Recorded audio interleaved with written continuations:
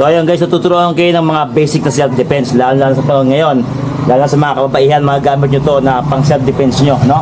Pag dumating kayo sa mga ganitong senaryo, ito yung pinakamagandang gawin nyo, basic lang to, basic lang nyo lang dito ay focus, no? Lakas ng loob, concentrate. Diba na ganyan, diba? Bak, ganyan ka. Ako hindi. Diba, siya ganyan. Ganyan, diba? Anong gagawin mo, diba? Ganyan naman. So, diba na ganito, no? Kasi lang diba, sa mga ganyan. Ang masasahot mo yan, diba ganyan? Huwag hindi, ganyan lang. Diba ganyan kayo, diba? Siyempre, ang isipin nyo, diba gaganon ninyo?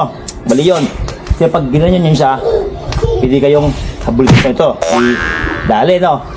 Huwag naman, ginanon mo siya, baka may pambato siya, papusin ka naman, dali ka naman.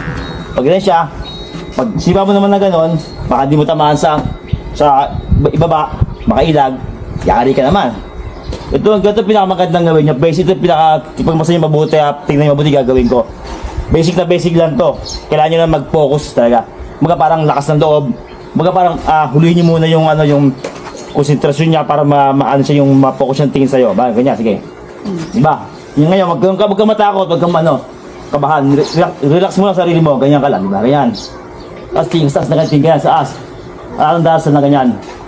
O tsaka kayo kumuha ng pwersa. Ito pag masaya mabuti gagawin ko Pag tingin ganyan, titigam siya ganyan.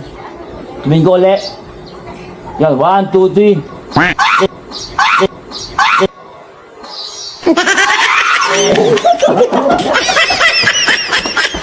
Pagbasagin ko to.